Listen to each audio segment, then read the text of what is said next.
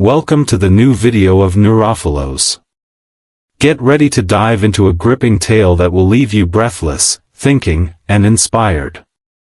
Whether you're here for the mystery, the drama, or the unexpected twists, you're in the right place. Make sure to hit that like button, drop a comment, and subscribe so you never miss another powerful story. Let's begin. The illusion of kindness and the anatomy of weakness. Have you ever felt invisible? As if your words dissolve in the air before they reach anyone's ears? You speak, you explain, you plead, yet people treat your boundaries as optional, your opinions as background noise, your presence as easily replaceable. You tell yourself it's bad luck, that people are cruel or distracted. But deep down, you sense something more unsettling. It doesn't happen by chance. The world has a strange, cold law. It does not respect those who do not assert themselves. This truth hurts because it forces you to admit that part of your invisibility comes from within. The world doesn't listen to those who don't speak from conviction. It doesn't value those who shape themselves around others' comfort. And while we are taught that being kind, agreeable, and accommodating makes us good, Machiavelli would say something brutally different. It is much safer to be feared than loved when one must choose between the two. He didn't mean cruelty. He meant strength, the kind of presence that commands attention even in silence. The image of strength inspires respect, the image of weakness invites dismissal. We like to believe that goodness is enough, that empathy alone makes us worthy of care. But the world is not built on fairness, it's built on perception. When people sense insecurity in your voice, inconsistency in your actions, or hesitation in your eyes, they subconsciously decide that your words carry little weight. Every time you lower your gaze to avoid conflict, every time you let someone cross a line you swore you'd hold, every time you soften your truth just to be liked, you're teaching the world how to treat you. Each small surrender becomes a quiet declaration: my needs don't matter as much as yours. And the world listens. It takes notes. It believes you. Machiavelli, in the Discourses on the first decade of Titus Livius, wrote that no republic, however rich or strong, can survive once its inner discipline decays. The same law applies to you. If your inner structure, your moral clarity, emotional order, and strategic control, begins to crumble, no set of rules, no polite manners, no good intentions can hold you up for long. A weak internal foundation will always collapse under external pressure. Think of it this way: a kingdom may display fine banners and walls, but if rot has eaten its beams, it will fall at the first storm. Likewise, a person may seem calm, pleasant, and capable, but if they lack internal strength, the smallest challenge will expose the cracks. And once the world sees that fragility, it will not protect you, it will exploit it. Life respects solidity. It rewards those who are centered, consistent, and firm. You may believe you are being compassionate when you endure disrespect in silence, but often you are simply afraid.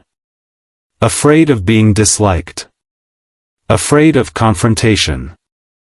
Afraid of the discomfort that comes with saying no. But avoiding conflict doesn't make you peaceful, it makes you invisible.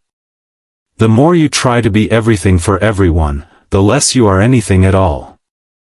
And this isn't cynicism, it's observation. People instinctively test boundaries.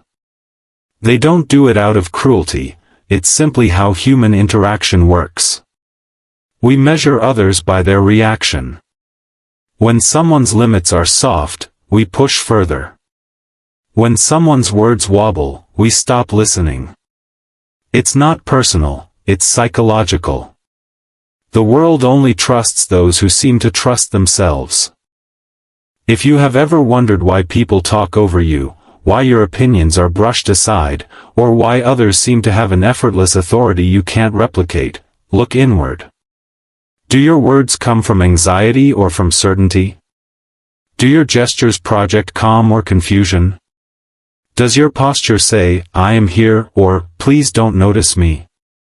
Respect isn't spoken into existence, it's felt. It radiates from the person who no longer seeks validation to feel real. So where does this leave you? At a choice. You can continue to live as a soft echo in other people's stories, adjusting your voice to please them, or you can begin the long, uncomfortable process of building an internal empire that no one can shake. This journey begins not with anger or revenge, but with responsibility. The moment you admit that the world mirrors your strength, or your lack of it, is the moment you stop being a victim of perception. Respect does not start when others recognize your worth. It begins when you decide to embody it. It's when you stop begging for acknowledgement and start carrying yourself as someone who no longer needs permission to exist. The transformation doesn't come from shouting louder, it comes from standing still, unshaken, grounded, certain. And that certainty, Machiavelli would say, is the foundation of all power. Because while love can be given freely, respect is always earned, through structure, clarity, and inner command. Until you build that, you will always live at the mercy of others' moods. But the moment you do, the world itself begins to change its tone when it speaks your name. The birth of strength, Machiavelli's Virtù.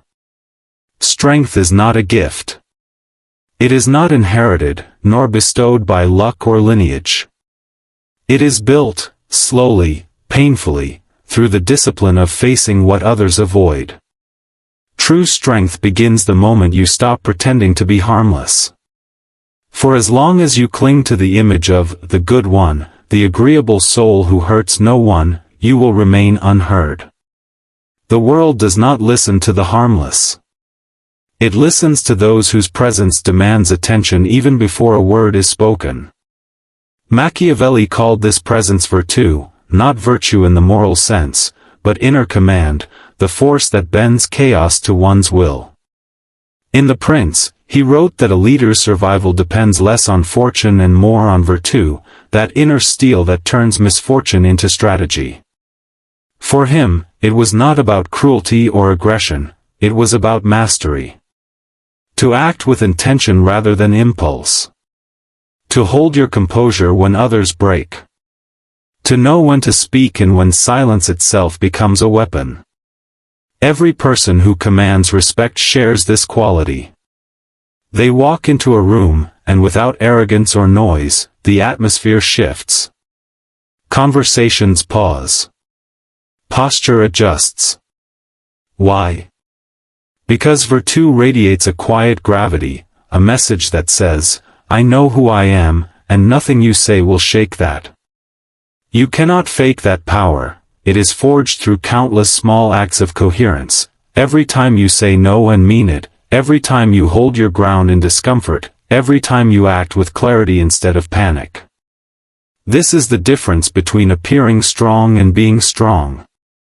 Appearance can fool for a while, a raised voice, a confident tone, the mask of control, but eventually the mask cracks. Virtù is different. It is silent endurance, the calm that outlasts storms. It is the invisible architecture of the self, built brick by brick through self-command. When Machiavelli wrote that it is safer to be feared than loved, he wasn't glorifying tyranny, he was warning about perception. Love without respect is weakness disguised as affection. Fear, in his sense, meant reverence, the instinctive recognition of structure, of someone who cannot be easily swayed. Those who possess virtù do not demand loyalty, they inspire it, because people feel the stability behind their words. Ask yourself, when you speak, do people feel your words or just hear your noise? Do you radiate clarity or hesitation? Do your decisions echo consistency or confusion?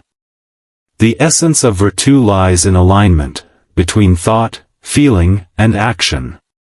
When those three stand together, your presence becomes undeniable. To build it, you must first dismantle the fragile self built on approval. Stop chasing validation. Stop adjusting your tone to be liked. Stop performing empathy as a shield against rejection. Virtue thrives where honesty replaces performance. When you are no longer afraid to disappoint, you become free, and that freedom terrifies those who live chained to others' opinions. But do not mistake virtue for arrogance. The arrogant seek domination, the strong seek direction. One acts from insecurity, the other from order. Virtue is humble power, an authority that needs no witnesses. It is the quiet refusal to crumble when tested, the decision to keep standards even when no one is watching. Think of the moments that broke you: humiliation, betrayal, being overlooked. Each of those moments offered a choice: react or rebuild. Those who react scatter their energy into anger or self-pity. Those who rebuild convert the same pain into structure. That is virtue, not avoiding wounds but alchemizing them into wisdom. Every "no" you utter without apology, every act of integrity that costs you approval, every instance you hold silence instead of explaining yourself, these are bricks in your inner fortress. Eventually, people feel it. Your presence gains density. You stop being someone who merely survives and become someone who shapes reality. In Chapter 6 of The Prince, Machiavelli wrote that no ruler without virtue can sustain power. Replace ruler with self, and you have the essence of inner strength. If you cannot govern your mind, your emotions, and your impulses, your kingdom collapses, not because others took it from you, but because you left the gates open. True respect, then, is not imposed by force. It emerges from structure, from the architecture of a self that does not shake in the wind. The world responds to virtue the way a compass responds to the magnetic north, instinctively, irresistibly. You do not beg for space, the world rearranges to make space for you. And so, the question becomes, are you still waiting to be chosen, or will you choose yourself? Because virtue begins not in triumph but in decision, the decision to stop asking for respect and start embodying it. Emotional mastery, the art of internal warfare. Strength without emotional control is chaos dressed in armor. You can have intelligence, discipline, even traces of virtue, yet if your emotions steer the wheel, your ship will still crash. Machiavelli understood this centuries ago when he observed that no republic, however strong its laws, survives once its internal discipline collapses. The same principle governs the individual. You are your own state, your mind the government, your emotions the citizens. When rebellion brews within, order disappears, and weakness becomes visible to all. The world senses emotional instability faster than any scent of fear. It's in the trembling tone when you speak, the restless glance that avoids confrontation, the hurried explanations that beg for understanding. You can say all the right words, but if your voice wavers, if your energy is scattered, the message is lost. People may not consciously articulate it, but they feel it, the difference between calm command and nervous justification. True respect begins the moment you master your inner state. When anger flares, but you do not erupt. When fear whispers, but you do not yield. When you can feel everything, yet remain the one who decides what comes out. That is emotional sovereignty. It's not about suppressing emotion but leading it, the way a skilled general leads an army. Every feeling has its place, but none should seize control of the throne. The emotionally unstable person reacts to everything, a tone of voice, a look, an imagined slight. Their day is dictated by external forces. Someone ignores a message, they crumble. Someone disagrees, they burn. This volatility leaks authority. The world interprets emotional inconsistency as weakness, and weakness invites control. The more unpredictable you are, the easier you are to manipulate. Consider how often we disguise fear as kindness. You say you're understanding, but what you really mean is you're terrified of confrontation. You call yourself flexible, but in truth, you fear rejection.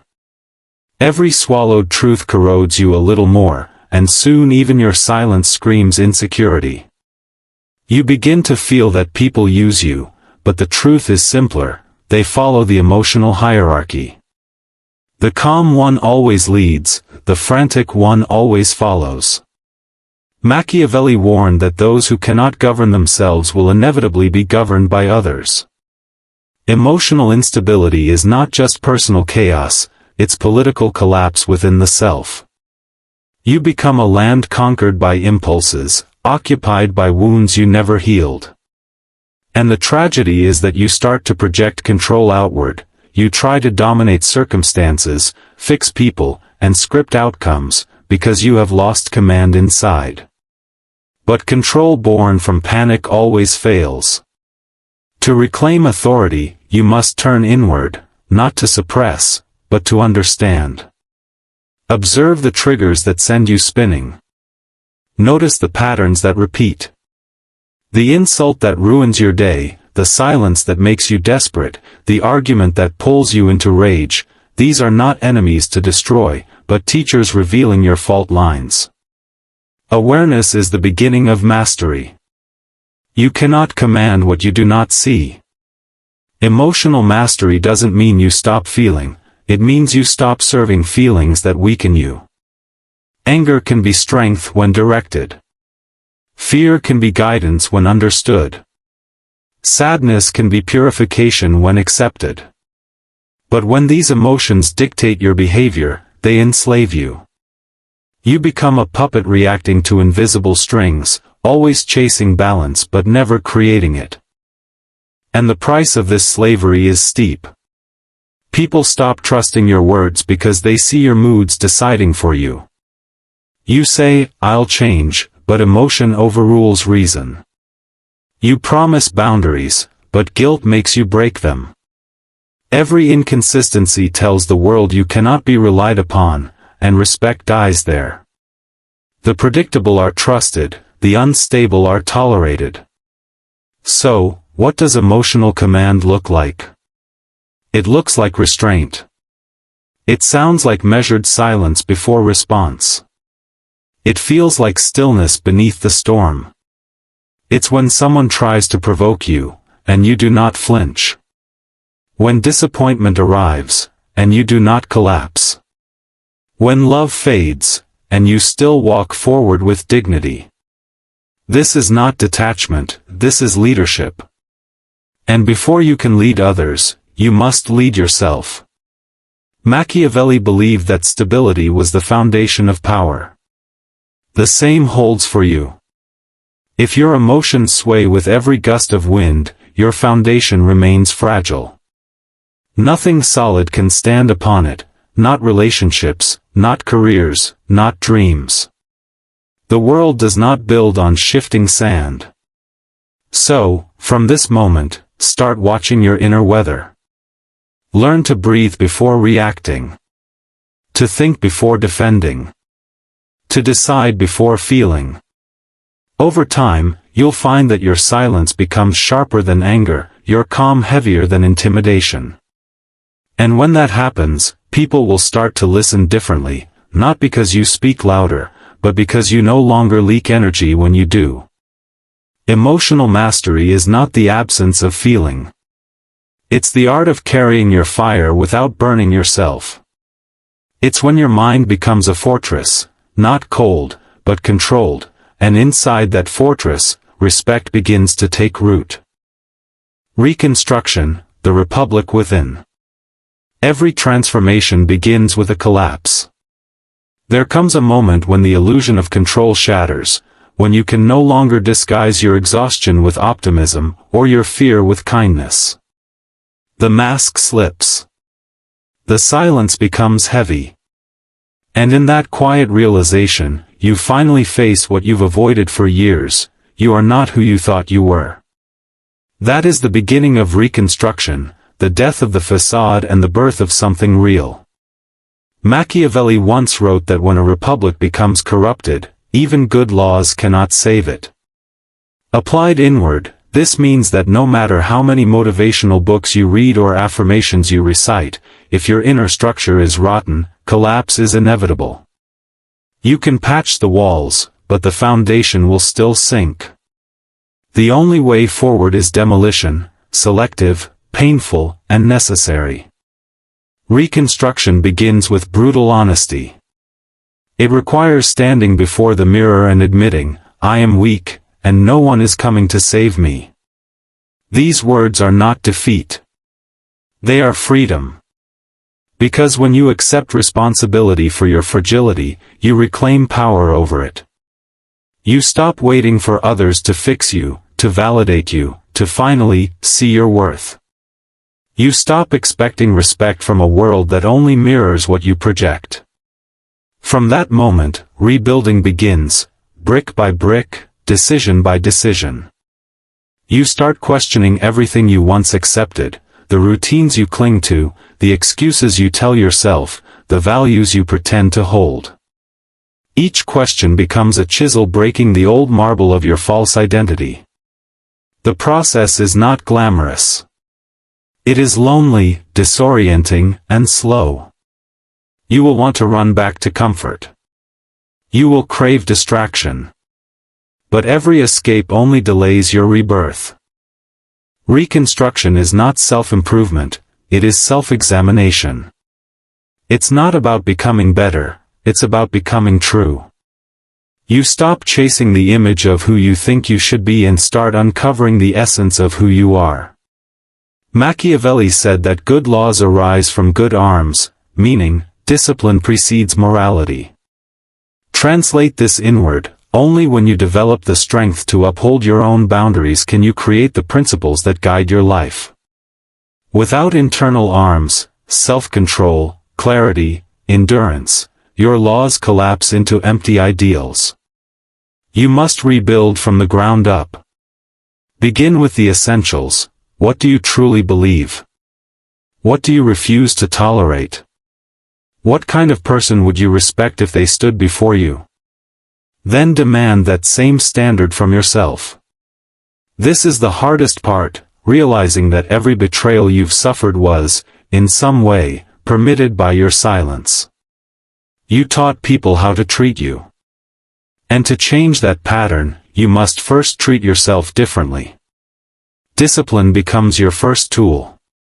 Not the rigid kind that seeks perfection, but the quiet discipline of showing up for yourself daily. It's the act of reflection before reaction, of doing what strengthens you instead of what soothes you. Every time you choose structure over impulse, your internal walls grow stronger. Every time you act with consistency, the republic within stabilizes. Then comes purpose, the compass of your reconstruction. Without purpose, your strength turns into stubbornness, your silence becomes withdrawal. Purpose gives meaning to endurance. It aligns your efforts, turns pain into growth, and failure into feedback. You stop drifting and start directing. The chaos that once consumed you now becomes energy, disciplined, focused, and intentional. But here lies the truth few will tell you: rebuilding never ends.